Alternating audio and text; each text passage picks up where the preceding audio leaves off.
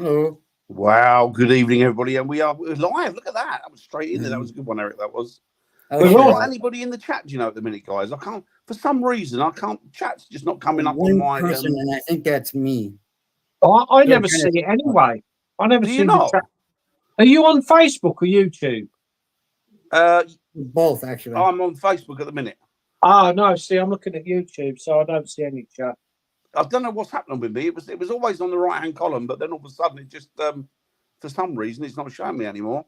Never mind. That's why I'm going to rely on young Eric to put any questions up at some Good old point. Eric. Yeah, well, Good old Eric. So as you can see, everybody out there in the chat, if there's anybody out there in the chat, it could be speaking to nobody, of course. But as you can see, young Tim and young Eric and myself are here this evening, as usual, in the weird room. And we like to bring you all sorts of topics from around the world, and we like to concentrate mainly on things like the Fae or fairies for others who don't know. Good evening, Nettie. I hope you're doing well. Lovely to see you. and then my lovely wife. Good evening, young Rita. Lovely to see you. Tim got a shock. He didn't know what you looked like. He didn't even know. He didn't think you existed till last night. No, I actually saw you. I actually saw you. You are alive. So yeah. So I'm going to go around the things. How have you been, Tim? You had a good week? Yeah, not too bad. We're planning a trip to Rendlesham on Saturday. We're going off to Rendlesham Saturday, a few of us. Nice. A lot going on there. We know a local chap called Alex. I can't remember his last name. But we're going to go. He sort of kind of lives up there, and that's good. Always get a local. I have been up there. I have been there before, but he's going to show us all the proper landing site. And there's always if you can go with the local, it's always best, isn't it? You're always going to get a mine of information with the local. Yeah, I can't remember his last name now. Alex's first name. He's got got a podcast, but I can't remember. I'm senile, Dan. I've gone senile. I'm getting old, mate. Oh, mate, I'm the same. Mind you, I've been like this for the last 10 years. Just gradually getting worse. I'll become an old age pensioner next year. It's nothing, is it? It's nothing. Nothing. Eric, how are you? Good. Let's move this a bit closer. It's been all the 24 hours since I last saw you, mate. You guys have been on a lot this week. Yeah, I know. I think I did. Did I do? I didn't do Monday, obviously, because that's the Dark Mirror guys. Yeah. That's Mark and Wayne and Josh. But yeah, I did get Tuesday, Wednesday, and tonight. Yep. So it's becoming to the point that people want to see me that come on here because Hazel wants to know I'm still around. Still alive, just look on there, make sure. But yeah, all's good. All's good. So good. So I'm glad you guys have had a good week. And we're going to get into it. We're going to go through the weird and wonderful, or into the weird and wonderful land of the Fae now. But we're going to talk about a particular type of Fae this week. We're going to discuss things like house elves or house fairies, house Fae. So this will be taking in things like goblins, hobgoblins. I think they're more Germanic, but they do sort of they do crop up here in a lot of our history and culture, and things like brownies and stuff like that. Brownies seem to be the one that is predominant in British culture. Hi, Nicola. You see that? In British culture and British magic, so they're the ones that seem to crop up quite a lot as far as our history is concerned. They seem to be in the historic value of house elves or house fae for us. And there are quite a few people that still apparently have them living with them. Now, I always thought that the thing about house fae was you grow up with the story like do you remember the story like the shoemaker and the elves? Yeah. When he used to go to bed at night and his shoes would be out and be a mess, and he'd always be behind with doing his work. And then he'd get up in the morning and then all of a sudden it'd be, as if by magic as it was, you'd have the elves come out and they would actually prepare the shoes, fix the shoes, and put them all out nice collectively and tidy up the workshop. Well, obviously that was house elves, but it is an English fairy tale, but it shouldn't really be elves. It should really be house brownies because those are the ones we have over here. And I found it quite interesting. There's lots of history and culture around them. So, for example, if you look at things like Harry Potter, and you look at Dobby the house elf, that would have really been Dobby the house brownie. And the whole thing, I know that when she wrote the books, that a lot of the information, a lot of the stuff that she put into the books, into the Harry Potter books, was actually synonymous with magic. It was real things. So a lot of the things like the curses and a lot of the spells that she used were the proper words that people used to use in during magic. And it was the same with the house elf, but it wouldn't have been an elf. It would have been, as I say, it would have been a brownie. Now, the thing about house elves or house brownies is there are fairies that act like poltergeist. Yes, exactly, in there, and we'll get to that exactly. The thing about the house elves or the house, I'm losing track of it now. I just lost. Do you know where your mind goes? You were talking about that earlier at Bombington. Welcome to my world. Oh, mate, it's a continual battle that I'm fighting against. But the thing about the house brownies is that, yes, they do. They used to give them gifts, but they always said never give them clothing, because if you give them clothing, they'll think that they've hit the jackpot and they'll just bugger off and leave you. So you want to avoid giving them stuff like that. So people used to leave out things like cream and honey for them. So they have something like nice to eat because they have a sweet tooth apparently. So people would keep them under their command by giving them stuff like that. So it was a mutual agreement. Hi, you're William. I hope you're doing well. And they were great little things. So you'd have them work around farms as well. And terrible now, I'll tell you, terrible now. So you'd have them working around farms as well. So they would work with the livestock there. They'd work with the horses. But apparently they become attached to the livestock. So if you to move on a member of the or you move on one of the livestock that they were particularly attached to, like a horse or a cow, they'd go with it. So you had to be careful if you wanted to keep them and you wanted them to be a part of your life and coexist with you, that you didn't transcend the boundaries of allowing them any way to get away or escape from you. Wow. Escape's probably the wrong word, because you wanted to keep them here on a mutual balance and agreement. But you also had to be careful, because if you piss them off, then they can convert into things called boggarts. And boggarts are the opposite of the brownie. So these things would then turn around and create all sorts of havoc, which is where Nettie was talking about the poltergeist activity. So a lot of the activity that people had with boggarts, obviously once they transcended or changed from brownies, would then be nothing but negative. So they could smash your house up, do all sorts of things, play tricks on you, completely make your life a living hell. Hi, Robert, which is quite interesting, really, because I've always thought to myself that there must be that a lot of the activity that people say are poltergeist, I've always thought, I don't think it is. I don't know whether there are poltergeists, or I don't know whether it's faith that people are pissed off. Yeah. You know, and particularly they say that, prepubescent girls and that particularly pick up with them, young boys as well, but mainly girls. And you think to yourself, well, children have a very strong connection and a very strong understanding, and they can see these things and they deal with them. So when people talk about, oh, he's got an imaginary friend, and people say, well, I think it's a ghost. Well, is it a spirit, a human spirit, or is it a nature spirit? Is it actually that they're dealing with something that they think is a child, because it comes to them in the skies that is going to be most recognizable to them, and also they're going to be comfortable with? So is it a child or a spirit, or is it the spirit of the nature spirit? Is it a brownie or a member of the fae? So I think a lot of the stuff that people say is poltergeist and imaginary friends, I think a lot of it is probably to do with the fae. I think a lot of it is. But that's, it's a cultural thing. I think you're probably right there, Dan. And that's the thing. And I think that's how they can step between, because even though these things are spirits, even though these are nature spirits and energies, they can transcend the boundary between reality and the physical and the spiritual. And I think that maybe a human spirit couldn't do that, but maybe a poltergeist, what they perceive to be a poltergeist, is not, it can't do that. But a fae could definitely do that. So that's why physical damage is causing properties and that, because they're pissed off for whatever reason. And that is why people say, well, you know what? I moved into that house and I had nothing but hell. But the family that moved in there after me, they've had no problem at all. So they might take an instant dislike to a member of the family. So it's a whole lot of things. They can be run out of their group, become outcasts, and make their ones people's names.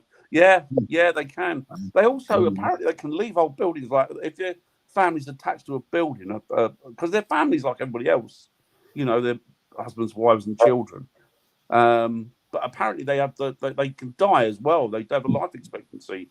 So I've heard from some people, but it's double that of what would be considered our life expectancy. So, if we live for, say, I don't know what, 80 years, they could easily hit 160. But their rate of growth and aging is slowed down massively compared to ours. So it's interesting. So there's lots of these different things going on. So what do you reckon? What do you guys reckon? Well, you're talking about a creature that could live to 300-400 years old, And that's the thing, isn't it? We don't. I think we put too much emphasis on the spirit world as regarding the human spirits. Yeah. And I don't think that people concentrate on, well, you know what? There's more to this world than that. And we have nature spirits, and that a lot of it could be to do with that. And I think it is. I did an investigation years ago at a pub, and there was dark. They said it was dark energy, and I got the impression it wasn't dark energy. Not that I'm psychic or mediumistic. I'm not in the least. But something told me. I don't know how it was, but the energy there wasn't human, or maybe was human energy there, but there was also a particular spirit that was dominant in the hauntings of this building, and it was a pub. And I started asking questions, and I was using the ghost box, and I was also using, and I had more luck actually with the EMF. And what it turned out to be, the answers we were getting through, is it wasn't human, but it was built in an old forest.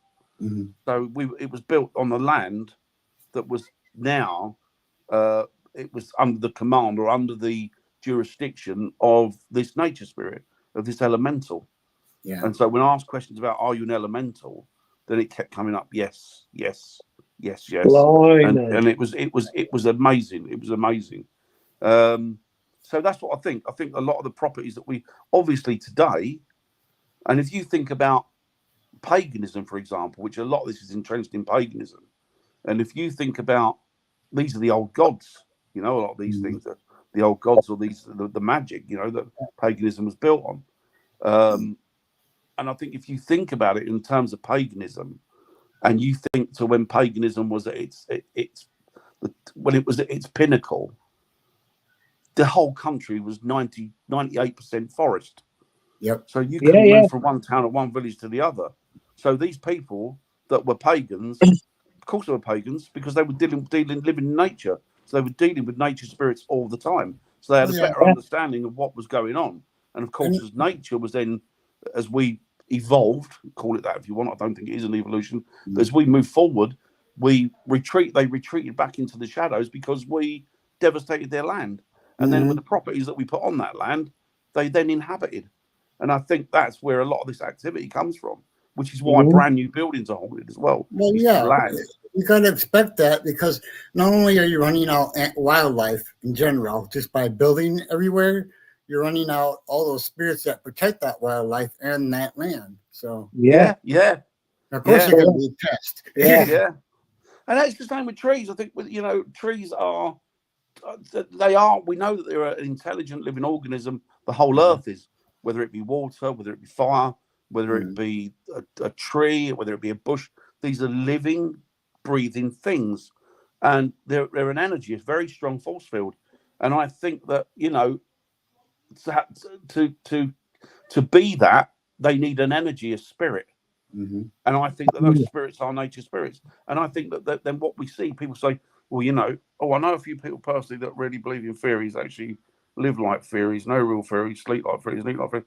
Do you know what, William? I believe in them completely. Absolutely believe in them completely. Which is when I go into a woods or a forest and I take something, even if it's something that's fell from a tree and it's dead wood, I'll always leave something behind as a kind of a trade-off or a thank you, I used to have long hair, believe it or not, years ago.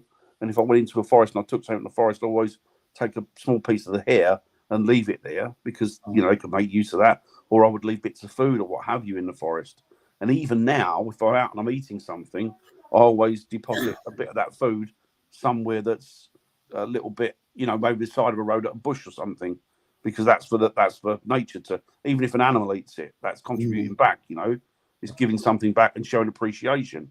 Yep. And I think it's.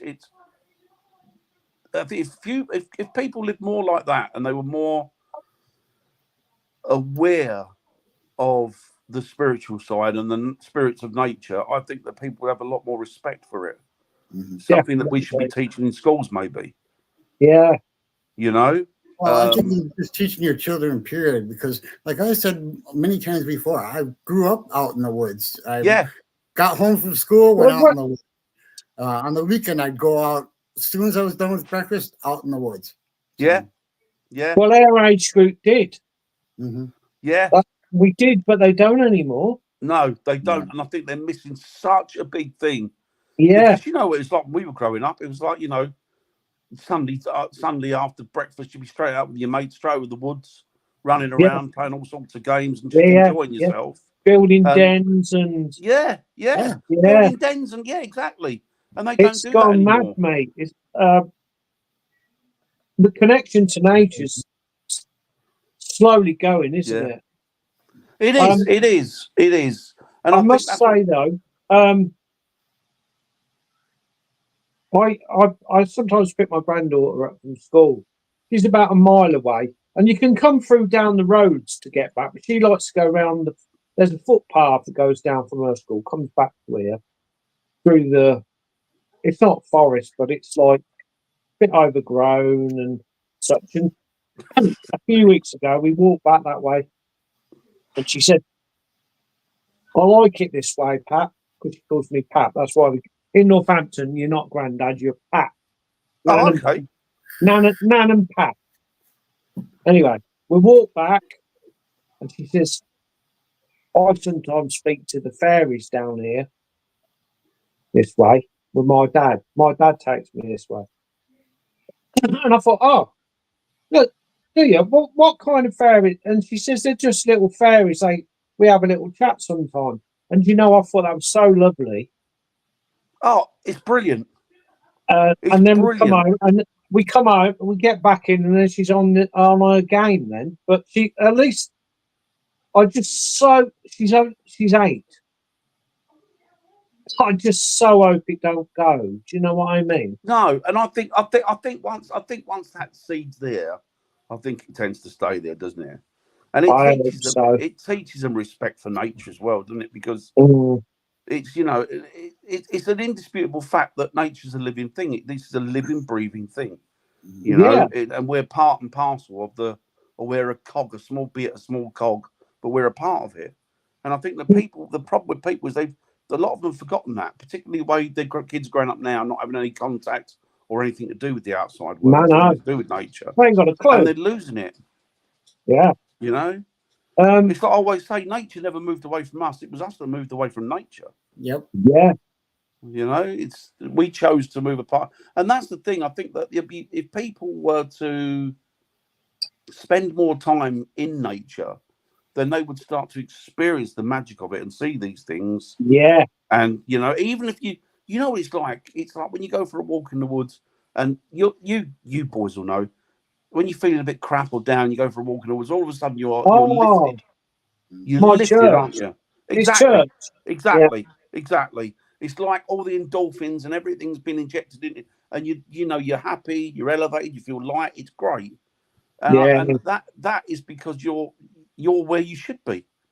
And I think that what you're doing, the energy, the spiritual energy from that environment, you're part of it anyway, and that's what you're doing. You get like people say, I want to get recharged, so I'm going to go out to the country for a few days, or I'm going to go for a walk in the woods. Yeah, recharging yourself. And the problem is too is that people don't stop and listen. When you're out there, you got to listen to what's going on around you. Yeah. Sit and meditate on it, and just sit and listen. And that's the best. You know what? The best thing you can do when you're in that type of environment is be quiet, and just sit there and absorb it, because it does. It elevates you. It recharges you. It really does. Yep. I mean, I've gone into the woods completely pissed off with whatever, angry, annoyed, or just feeling down. And, and then after half an hour, come out whistling. Yeah. Because you feel like, oh, that's great, and it makes all those problems in the world seem small and insignificant because they are compared to they are. That, well, that's where we should be. Yeah, exactly. And I think that's the same with the spirits. I think the nature spirits there, they pick up on that, and it's like the whole thing with what was I looking at things? I think I mentioned it the other day about the trees. Did I mention that about the movement of the trees? No, you're talking. People asking to be touched by these trees, and all of a sudden these trees have been. See the branches. Yeah, on a different show. Yeah. And I sound like a bloody hippie. I suppose I am really in a way, but I like to hug a tree. I like to hug a tree. It's great. Yep. Great. It's just a lovely feeling you get from it, And I think that they impart their energy back into you. And a lot of people say, "Oh, I've seen." I remember reading a paper years ago, and there was a woman saying that she'd come across these trees and she'd started to see people in them that looked like elves and stuff. But they were quite large. They were sort of adult size. Oh yeah, me and all, Nettie. Me and all. Definitely. Me and all. And I got to thinking about it, and she said, it was a nature spirit. And I'm thinking, what you've actually seen there, you've seen the spirit of the tree. You've seen it, and you've probably seen it in the way that you would both recognise it. But you've seen that spirit of that tree. It's not that you're seeing a nature spirit that's attached to it. You're actually seeing the soul of that particular tree. And I think, and that's it. And that's why I do wonder, getting back to the whole thing about elementals and stuff. And people say, well, we've seen these cryptids and we don't know where they've come from. I have got a sneaky, and it's only a suspicion, I could be completely wrong, but I've got a sneaky feeling that the access is through the trees. That's the portal. That's the dimension. It's through the tree. I do know, and I found out by doing some research that if you change the vibration that you're at, you can pass through parallel worlds. Yeah. It's all about vibration, isn't it? It's all about 28 vibration. Yeah. It's all about that. And I think, I've seen people do experiments with sound, brown sound, green sound, blue sound, white noise and stuff. And they've had really good results. I wouldn't even know where to begin with it. But these people have obviously studied it for a long time. And I've been, well, actually, no, I'll tell a lie. I've been in their presence, but I've got a friend who was in their presence. And he said to me, some of the doorways that opened were spectacular. He said spectacular. He said, we got direct communication with things because the way this woman utilized the Hadron Collider here, I don't know. I think it's in Switzerland. It's not in America. I keep saying America, and it's not. I think it's in Switzerland. I'd love that. Ended up opening the doorway to communicate with another parallel world last year, I think it was. Yeah, see, and is that what the government are doing? Are they out there also, because they're not stupid, are they? World governments, no, and they recognise that this is a way to opening dimensions, and by buggering about with the.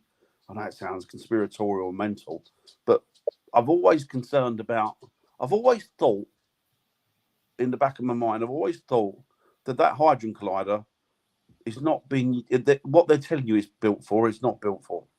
No, it's not. That's built for an entirely different reason. It's the same collider that proved that we can travel forward in time.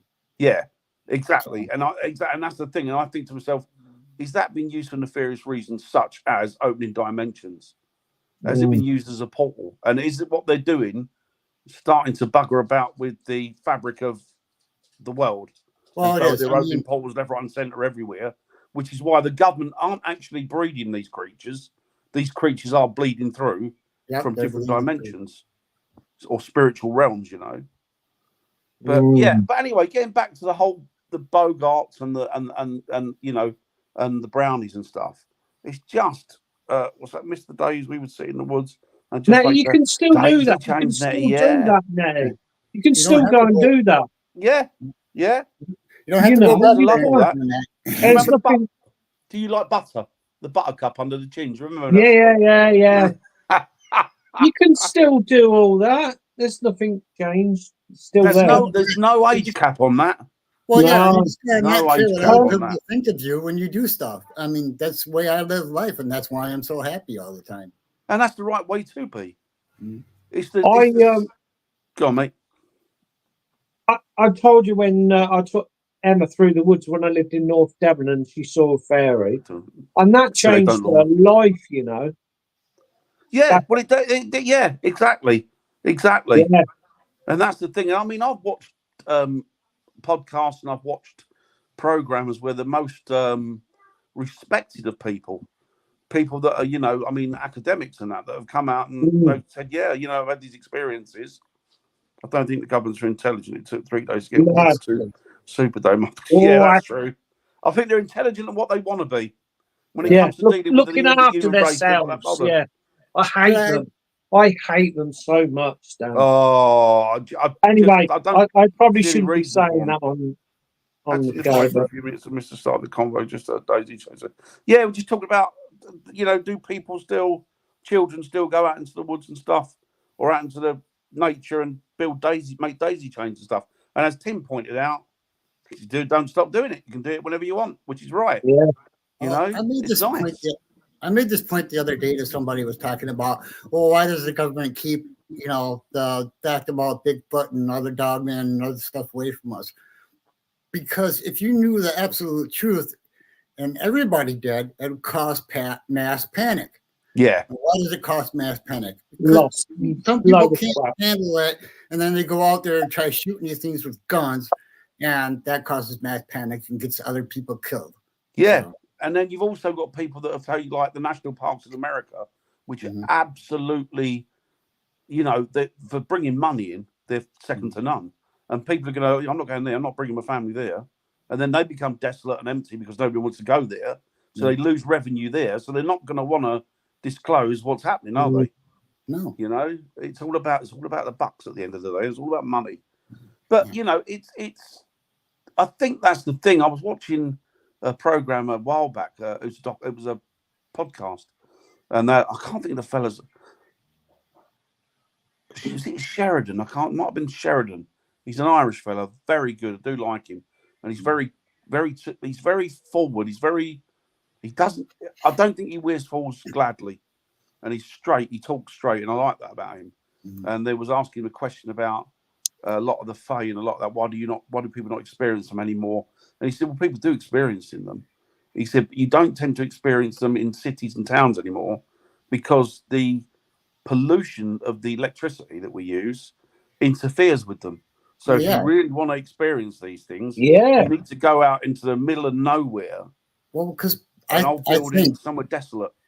Because I think power lines create a sort of a Faraday cage where all that energy is trapped in one spot. So that's why I think they don't like cities and towns. No, exactly. And is that why we're building? Is that why governments are building more and more things like, G5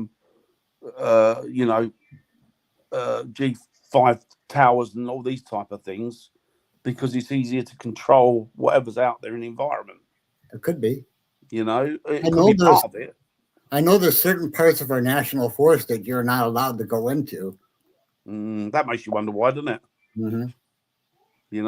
But yeah, it's interesting. But things, I mean, I love the idea of having, how great would that be to have a load of little fae living in your house? That'd be awesome. God, yeah. But they were saying it's not that a lot of people think that the thing about these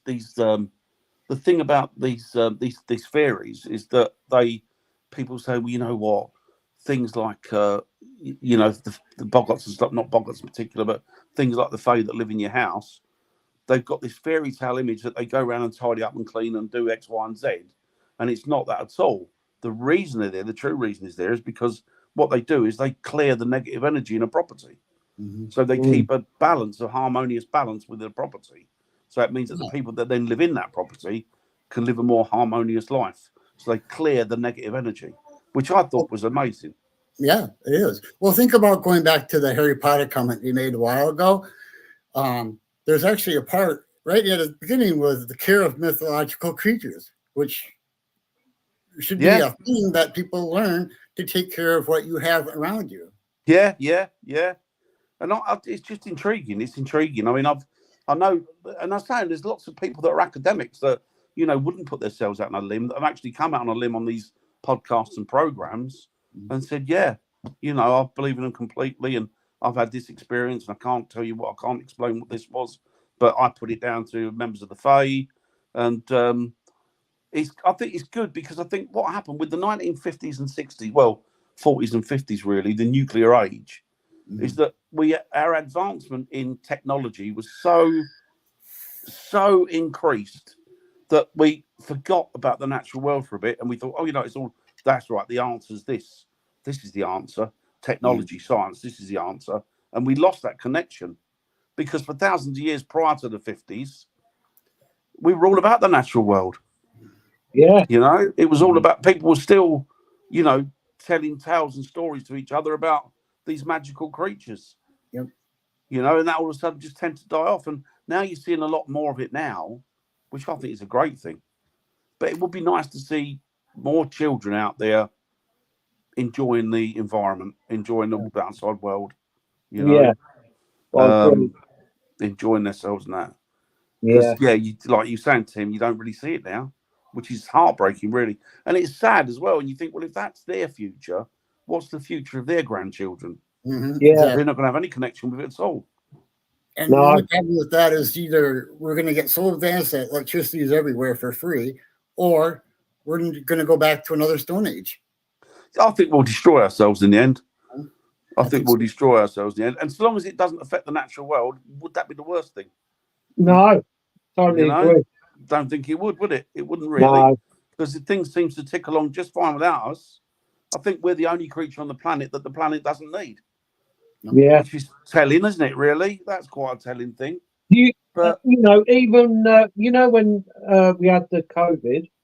Yeah. Not allowed to say that. But anyway, when that all happened, even in that short space of time, nature changed, apparently, didn't it? Didn't it just? It repaired itself really quickly, didn't it? Yeah, within a few weeks. Yeah, I mean, you had, didn't you? And I remember thinking to myself, this is amazing. You'd go out in the morning, air was fresher, because there was no planes flying, was there? No cars, no planes. No planes. Yeah. And then it was just phenomenal. And then you'd pick up a news article, and you'd see things like deer were coming into the towns and people ran feeding them. Yeah. Foxes were coming into the towns, badgers were, and it's like, this is the way it should be, isn't it? In just that little short time. Yeah. You think this is the way it should be. This is the way it should be. So it does go to show you, doesn't it, that nature will quickly repair itself, and it will claw back what is it what it owns. Yeah, it reclaims it.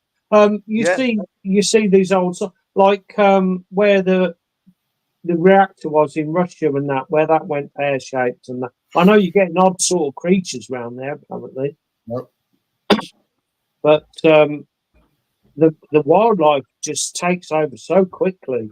Unbelievable. And as I say, nature's nothing better at repairing itself than nature. Yeah.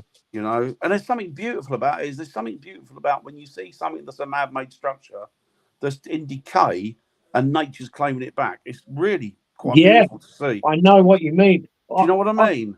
We do a little bit Burbex and we go off to these.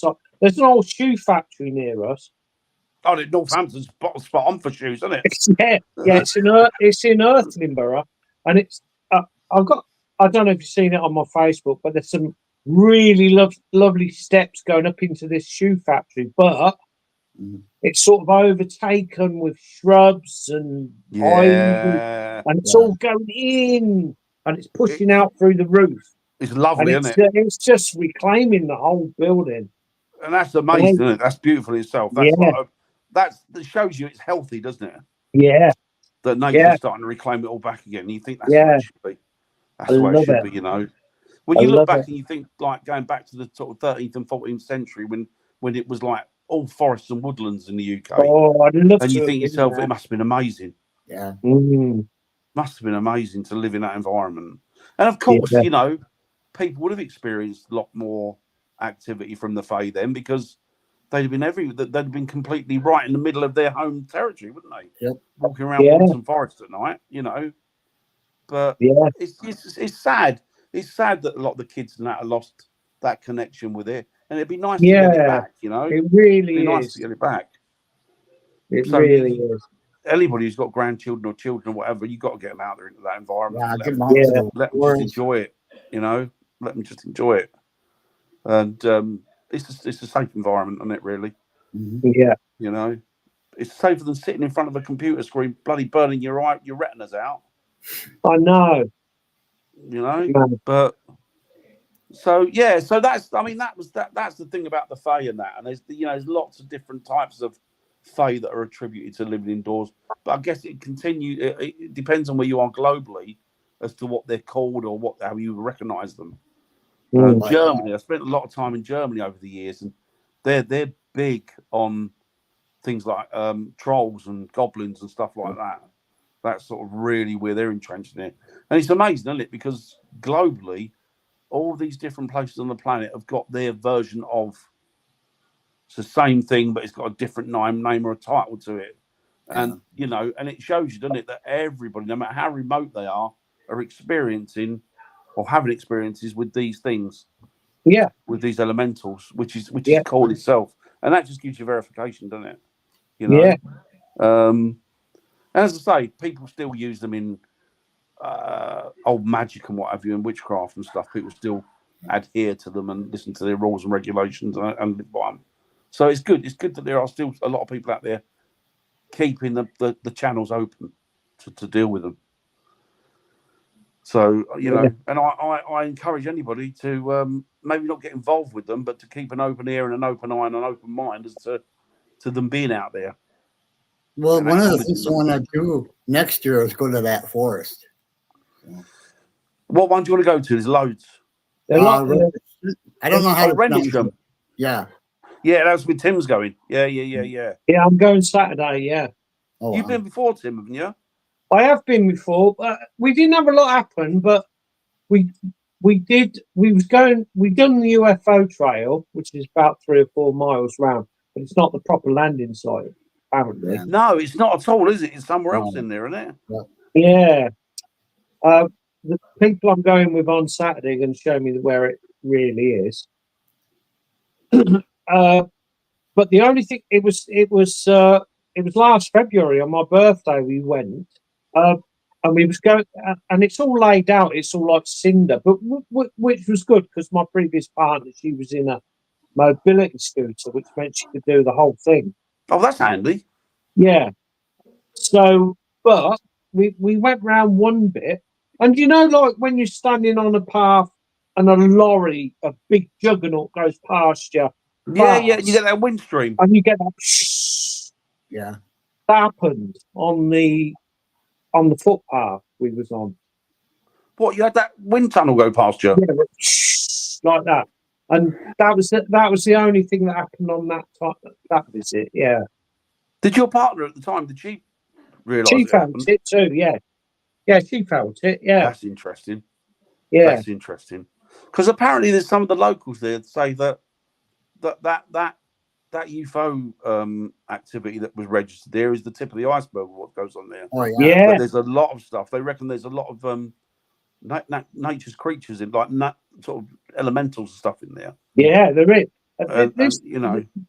I'm actually on a podcast tomorrow night because we're going Saturday with this chap Alex who lives there near there. Yeah, he's witnessed so much stuff. That's the beauty. When you live there, you're gonna. And the more you go, the more you're gonna notice, aren't you? Yeah. So that's the beauty. So he must be quite. The. Is that his sort of sole area of dedication now? That actual forest. Yeah, he goes there a lot. He's seen German soldiers in there. You're joking. In World War II German costumes. Really? Was there what you call it there? Was there like a camp or anything there then? He don't. Pardon? There was no camp there or anything. No prison camp. No, they were in German uniform, like SS. That's weird, isn't it? Yeah, and he's seen shadow figures and all kinds of things. Yeah, orbs and flying saucers and Christ, everything. Has he experienced this stuff himself then, apart from the German stuff? Yeah. That's interesting. Yeah. That's interesting. And the thing is, as well, the more I find, and you probably do yourself, guys, that the more time you spend at an area that is purportedly haunted, and if it is genuinely haunted, which a lot of them are, it starts more. It's kind of recognises you after a while. Yeah. And it starts to open up to you. Exactly. We were talking about this yesterday. St. John's, ancient St. John's, where we go a lot. When you come up, you must come up for your tattoo. Yeah, definitely. And we'll go up there. It's only 20 minutes from where I am here. They know me now. They genuinely do. I'm not being stupid. They do. No, and no, I they go genuinely in. Do. There's a little girl called Emily, and we'll go in, and she's not far inside. And a friend of mine, a good friend of mine, Tony, it's a girl, a girl. She's had her trousers tugged like that. Mm-hmm. Oh, well, I'm a child. Yeah, 10-year-old child, yeah. And it's like they're actually pleased to see you. You know, or communicate with you, and because we've been there, so you're dead right. What you said, because we've been there so many times. You know, they and we don't ask stupid questions. No, that's the thing. That's living or dead, they're going to go. I'm not having this. Light the ball up. That's it. Yeah. No, oh my God, they want to know. They want to know. They're people. They want to know proper things that's going on. They want to know. Ask them questions. Find out what period they lived in when you've done your research. Go there a lot. Find out the period they lived in and ask them about things of their period. Yes. Not lighting balls up and crap. No, I always used to start. A lot of the time I would start with, I don't know what time period you're from, but I really am a history buff. And I want to speak. It's good to speak to you because you're from the spirit realm, but I really want to speak to you because I'm interested in your life. And who you were, what you did, and who your family were, and what memories you have. You know, I want you to converse with me like a person. Yeah, because they don't want like how many of you are. Can you do this? Can you do that? How many dead people are there? It's like fuck's sake. Yeah, but it's true. It's true. And I think the thing is, when I've done pubs or buildings over the years, and I've always wanted one of the, like I've said to them, and you know, as the barmaid, they're a landlord or a landlady, would you come do this with us for a little bit? Because they know you, and they're more likely to deal with you to answer questions from you than they would from me, particularly if they recognise you now, they're comfortable with you, and they know that you're going to that you can talk to them. Yeah, and we'll get our answers that way. I just say you can play with my skull. There you go, play with the skull. There you go.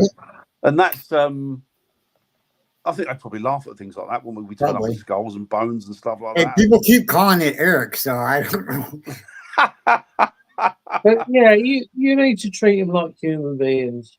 Yeah, exactly that. And I think that's the thing. It's about respect as well, isn't it? Do the balls line up, not give an indication there is spirit about yes, no answers. Yeah, you can use it like that, but ask sensible questions and relevant. And then when you get a conversation going and they get relevant answers to questions asked, you know you're onto something. Then you're like, oh, okay, this is proper, this is real. Yeah. Not only that, just don't use one ball for your yes or no answer. Use two. Touch one for yes, one for no. If you have to, take a big piece of tape and write yes in front of one and no in front of the other. Yeah. They're a good device, but you've got to use them. You don't just say light up that ball and you know.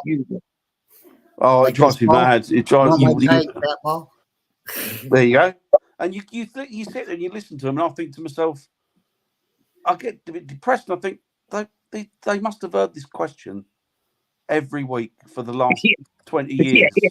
And they must be like, I'm not going to. Do you know? No wonder they won't become active. I wonder what the easiest way for spirit to communicate. Probably. Do you know what, Lorna? If I knew that, we'd be a fortune. No, but I mean, you get some that can shift things and full body apparitions. Yeah, yeah. Mind blowing. But it's so interesting, isn't it? It is interesting. It is interesting. And I think that the same methods that we use to communicate with human spirit, I think we can use that to communicate with nature spirits as well. Oh, yeah, absolutely. Yeah. You know, I think right across the board, you know. Well, but when you're talking to a nature spirit, you go, do you protect this forest? Or, you know. Yeah, I just say, you know, thank you very much. It's like, you know, this is absolutely beautiful. It must be wonderful. Just like nice, you know. I mean, of the equipment, most popular light balls, spirit box, etc. Yeah. Do you know what? It depends on some nights it can be one, other nights it can be another. It might be a case that one works better with particular spirits, or one spirit's happier to utilize or use a particular piece of equipment. It all depends, I think, what they're happy with. Yep. I mean, like lights and stuff like that, and REM pods and that type of stuff, always good, aren't they? Because you're gonna. They're great for picking like bits of information up on. You know, you're on the right track. Definitely. You know? But I don't throw any ideas out or anything. I think, you know what, because it doesn't work here doesn't mean it won't work anywhere else. Yeah. It's like when people turn up at a reportedly haunted building and they come away and go, yeah, I used to work with a guy like that. Oh yeah, no, there's nothing there. It's not haunted. And you think, well, you've only been there for 7 hours. Yeah, I know, right? Do you know what I mean? If you went there every week and they became used to you, you might get a different experience. Well, we're almost done. We're almost done, Catherine. You turned up late, Catherine. 20 minutes. So you have plenty of time. It's always good to see Catherine. Yeah. It's always lovely to see Catherine. But yeah, it's interesting, isn't it? It's. Have you heard of? Do you know about Salsey Forest? You've heard about Salsey Forest? What one's that? Well, it's in Northamptonshire. It's like you can actually see it from the M1. Right. Northampton. There is there's an oak tree in there called the Milking Oak. Right. I haven't heard of this forest. You've not heard of Salsey Forest? No. Wow. That's weird. That's another place. Hazel, because Hazel went to university in Northampton, so. Oh, I bet she has. She must know, yeah. The milking tree is actually what it means. Like in medieval time, it's 6.5 meters round. What? Round? Yeah. 6.5 meter girth tree, and obviously now it's surrounded by other trees. But it was in medieval times where they used to go and milk trees under it to get the shade. Not milk trees, milk their cows. Sorry. Oh, okay, yeah, right. Yeah. Oh, wow. Let's go milk the cow. That's another place. Now that is a place that we have got to go and investigate. And I totally forgot about it till today because the amount of energy that must be around that. God, can you imagine the amount of people the conversations that went on under that tree? Yeah. Bloody hell! That is going to have to be on my list. There's a picture of it on my Facebook. I reposted it the other day. It's 6.5 meters round, and it's an old oak tree. Bloody hell! What was it? The Salsey Forest. Salsey Forest, Northampton. You can get to it off the M1 junction 15 is probably the nearest. Well, I'll give us a shout when you go there. I'd love to see the tree. Yeah, please. Really love to see the tree there. That sounds amazing. I'll send you a picture of the tree. Yeah, please. That sounds amazing. You can feel the energy around the thing. Oh, can you imagine the history it's seen? Yeah, I know. It's true. You sit under them trees, don't you? And you look at them and you think to yourself, the amount of people and the different experiences that were had under this tree. Yeah. You know what I mean? I always think that when I see a big old tree, I think, yeah, what have you seen? You know, it's probably 800-900 years old. Yeah, it's amazing. There was a thing I saw today. It was on Facebook. I think it came up actually. It was about this door in an old church, Norman church, and they saying the door's over 1,000 years old. So it's Salsey, S-A-L-S-E-Y. No, SALCEY. Salsey. Salsey. I Yeah. have to do something real quick, so I'm going to stop my cam. That's interesting, isn't it? SALCEY. Guys. There you go. Yeah. How big's that forest then, Tim? Is it big? I bet it was massive at one point. It is big. It is big. It's got lots of roads crossing it now, but it was obviously huge. I wonder. I always It's remember supposedly very haunted, very haunted. But I think this tree would be a good spot to go and Yeah, definitely. Think of the energy under it. Don't rip it off. Leave it there. God, that's phenomenal, isn't it? That's absolutely amazing. Mm. I remember the one story I remember about Northampton. I remember reading years ago. One of the books was, I think it was Haunted Northampton, and it was about the guy on the spirit on a push bike going up a hill. You heard of that one? No. I'll just dig it out and see if I can find it again. We've got loads. I mean, Delapre Abbey is a phenomenal place to go. There's loads of stuff at Delapre Abbey. That's where you showed it on when I first met you guys. That's right. Yeah. Put it on. Viv put it up on that thing. But there is supposedly sightings of a. I don't know how they know, but they call her a female dog woman. I suppose it's called. Oh, really? Yeah, sightings of that around that area. So I don't know. It's interesting, though, isn't it? It's intriguing, isn't it? It really is. It Walk really down is. rabbit holes again, haven't we? We always do. Always do. But so yeah, it connects up. That's the thing. It all connects up all the time, and that's where we are. It does. It's all one big web, isn't it? It's all one big web. It's all interconnected to each other. Yeah. It's like a puzzle, isn't it? You find a little bit and you put it there, and you put it in, and you find out all of a sudden, oh, that bit's actually related to that bit. No worries. It's SALCY. Yeah, I watched Westminster Abbey, that door, 1,000 years old, over 1,000 years old. Was that the one with the claw mark in it? No, that's in Suffolk. That's the one with the Okay. No, that's Norfolk. That's the one with Shuck. Black Shuck. Yeah. Fucking nipples, mate. I don't know what you. Yeah, Hi, Noreen. Noreen's post on Facebook, they blow my mind. I tell you, they're so good. What's been Noreen been putting up? Filth. No, she just puts funny posts up. They're just brilliant. Funny and interesting posts up on the Facebook. I like the Facebook lately. There's lots of positive vibes on there at the minute, isn't there? Yeah, it depends how you filter it, doesn't it? You can You can find good stuff, which I do. Yeah, there's lots of people saying good morning and have a good morning. I think that's good. That's nice. It's nice. It's nice. That's nice. Filter it right and pick the right people and. Yeah, exactly that, isn't it? There's so many people on there that were.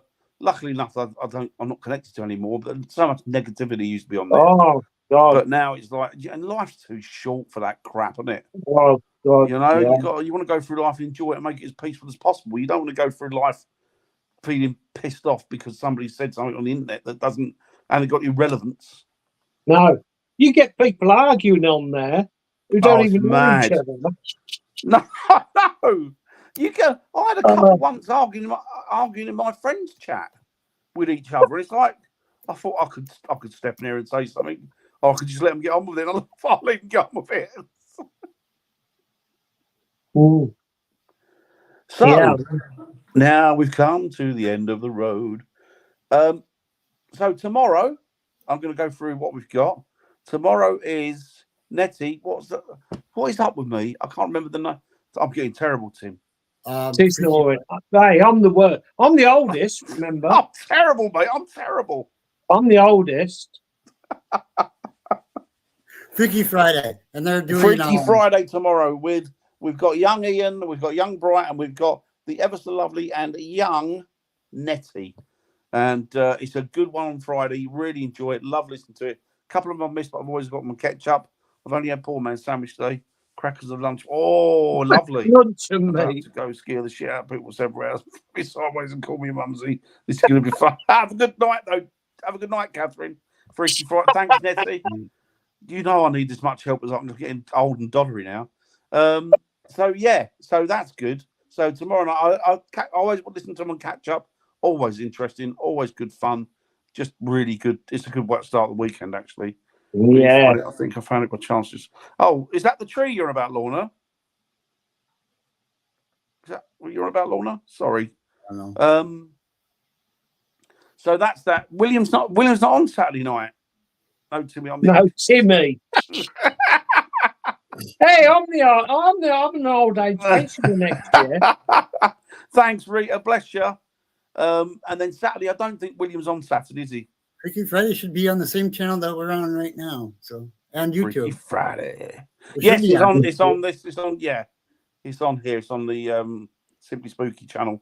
Yep. So you can get it through Facebook or Lorna. So yeah, and then Saturday I don't think William's on, and then Nettie's back again on Sunday with lots. Oh God. Yeah, Simply Spooky. That's it. That's it, Lorna. So Nettie's back on Sunday with Bri, and then on Monday the boys from the Dark Mirror show are back on, and then it's a round robin again. I think I'm on again all next week as well. So, yeah, you are. Are you? Yeah. Bloody hell. I'm on every day next week, so that'll be good. So we'll go from there. It's on YouTube. It is on YouTube on a catch up. Yeah, it's on there. It's on Lorna. It'll be on YouTube. Does it upload straight away, Eric? Do you know? What? They should be using the YouTube part of it. I don't know. No, I can't find it then. Oh, okay. Yeah, try the YouTube. Shadows of Light. Thanks, Nettie. You go slap me when you think they ignorant bastard, Dan. I'll come next week. Yeah, that's cool. Cool, Catherine.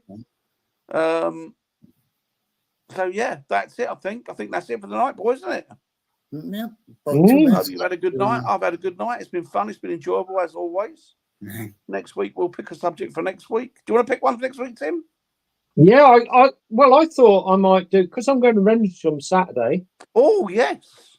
I thought we might have a little report of what went on. That's a good idea. And that's a good idea.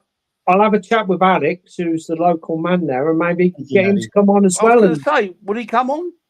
Well, I'll ask him. That'd be good.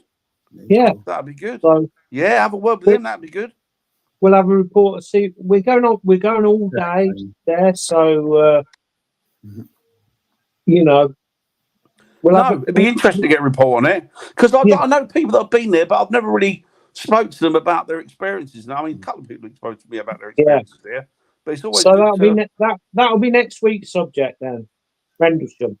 We'll do spooky one night, definitely, Catherine. Yeah, Rendlesham be good. Yeah. That'd be very good, very good. So I think that's it, guys. We're going to sort of love you and leave you there. Thanks ever so much for joining us tonight. It's been a pleasure. I don't know how it's been for you lot, but it's been a pleasure for us. And we don't really care what it was like for you lot. All right. Well, everybody have a good night. Take it easy, guys. Take it easy. Bye.